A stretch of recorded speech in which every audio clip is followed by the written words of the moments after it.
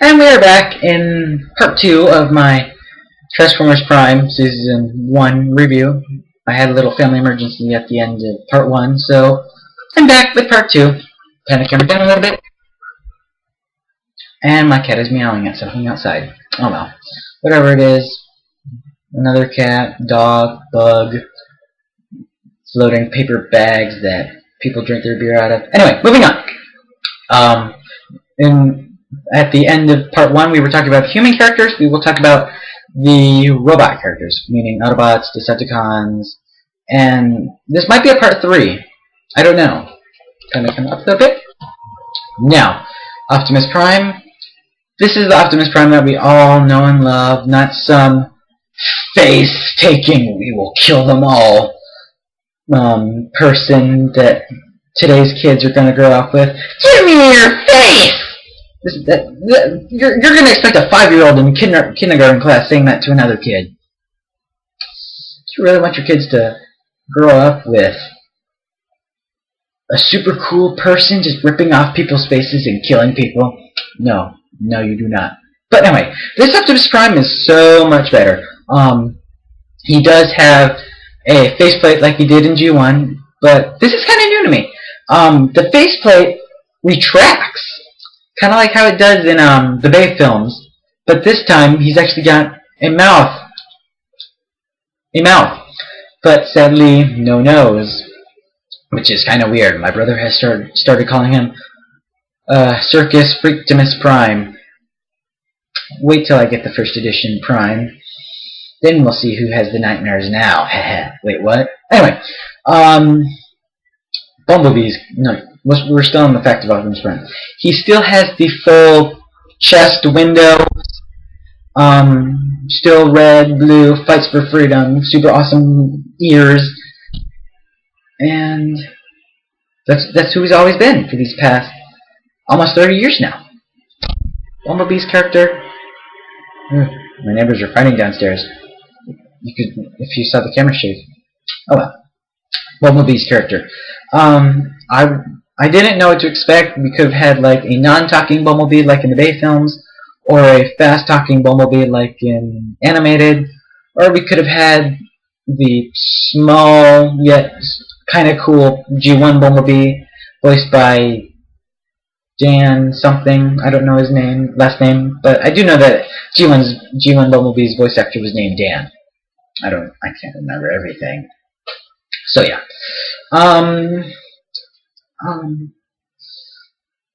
We got Bumblebee, of course, only he is much less annoying. He has no mouth, or nose, or ears. All he has is a face and 2 eyes. He's just like Movieverse Bumblebee, just boop boop beep beep beep beep boop boop. Yeah, he's like R2 just painted in yellow. I don't know what to expect now. I mean, I hope we don't get too many Bumblebee repaints this time. We've already got... We have to buy like 2 first edition deluxe Bumblebees just for the arm cannons. And as for the RID Bumblebee, it already comes with 2 of them, but you can't put them on... You know what, I think I'll save that for the Toy Fair video. That's right, Toy Fair video. Coming up soon. I'll try and put up an annotation. I don't know.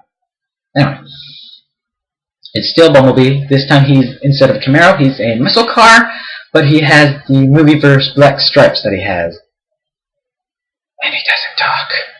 That's weird. Anyway, on to Ratchet.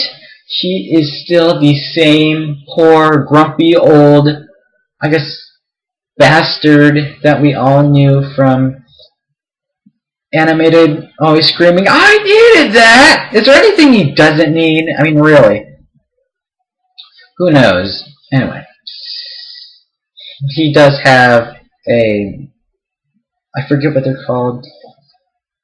Head cross? No, not head cross. I don't know, but he has like this head visor that comes down and just defines him like the G1 Ratchet did. As for Bulkhead, he's actually pretty good. This time he's not the Transformers animated Bulkhead where he's all clumsy and falling onto things like, whoa! No, this time we have Kevin Michael Richardson, voicing him, which is actually a pretty good combo together. It's like take one thing, then put it with the other, and then you get something super awesome. Kind of like the first person to ever put cheese on a hamburger. Then you got the cheeseburger. Food puns in a Transformers video. What will I be up to next? Oh well. As for my least favorite Autobot this time, RC. This RC kind of like intrigues me a lot because 1, she's not pink. 2, she's blue. 3, she's not voiced by Susan Blue. Not in a wrong way. It's just sometimes her voice would just but her voice actually sounds really, really mature for a role like RC's. She did play a character in the late series on NBC called ER. I don't know her doctor name or whoever she was in the show, but I do know that she was in that show. I'll have to watch again. I'm starting to watch TV on my computer anyway, so why not get started on ER? I've already seen Paul Eiding, the voice of Perceptor, on an episode of Doogie Howser, MD, so oh well. Today's society is being brought back anew. And one thing that I forgot in my part 1 was Cliffjumper. What the hell were they thinking? I mean, a pro and a con at the same time. Computer fell asleep again. One pro that I like, he's a red muscle car voiced by Dwayne "The Rock" Johnson, which you gotta admit is pretty impressive. And the biggest con of all is they kill him in the first 10 minutes of the first episode. I understand that this guy has a living beating the mindless crap out of wrestlers like John Cena or Mr. Kennedy or The Undertaker in a 6x6 ring. But you could have at least had him go into stasis or something. I mean, come on. You could have at least had a lovable character not die like that. Anyway, pro on Cliffjumper, voiced by Dwayne "The Rock" Johnson. Con, kill it off in the first 10 minutes of the first episode. Anyway, we're done with the Autobots, now we're on to the Decepticons. Frank Welker as Megatron, which we all know and love. Frank Welker voicing Megatron, he is still that same insane, power-corrupt madman that just wants to rule the universe with his new dark energon. So yeah, which is also the blood of Unicron. So yeah, he's still that same leader of the Decepticons, just silver or gray, depending on what kind of Megatron toy that you have, and my legs are starting to fall asleep. And he's still pretty awesome. I mean, aside from the sharp teeth, the red eyes, and the insurance that Decepticons don't have, oh well. Starscream, he is not that always screaming Starscream in G1, you know, or "Oh, how it pains me to do this!" Or the Revenge of the Fallen Starscream, "Cowards do survive." This time we got an actual actor that knows what he's doing, which is Steve Blum, which we've known from many Japanese anime and my childhood, to voice Starscream. And he does an absolutely amazing job at voicing Starscream. He really does. So yeah. Knockout's character, he's that sassy kind of flamboyant, "Oh, I'm so fabulous!" like that kind of person. There was a question about that asked at BotCon last year. Why Knockout acts like that? They just stared at each other like that. So yeah. Why Knockout acts all sissy and sassy, I'll have no idea. When I get the figure, maybe I'll know. Breakdown's character, let's say you don't want to leave him alone because then he will lose one of his eyes, or a finger, or a foot, or worse. I can't think of anything worse. But literally, Breakdown's character is like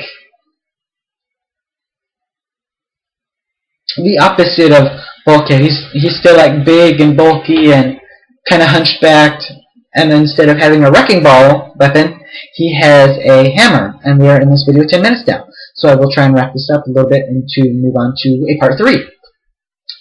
As for Gina Torres' character as directed, she does a pretty good job for a voice actor. I think aside from Alias, she knows what she's doing. I mean, she knows how to do like commands and make sure that frequency is on level 12. Something like that. Although we've seen her in some episodes like 3, 5, 6, 7.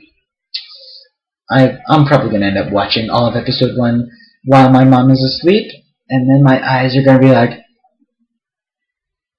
Because I know that the moment I get done with Season 1, I'm going to move on to Season 2, just like that.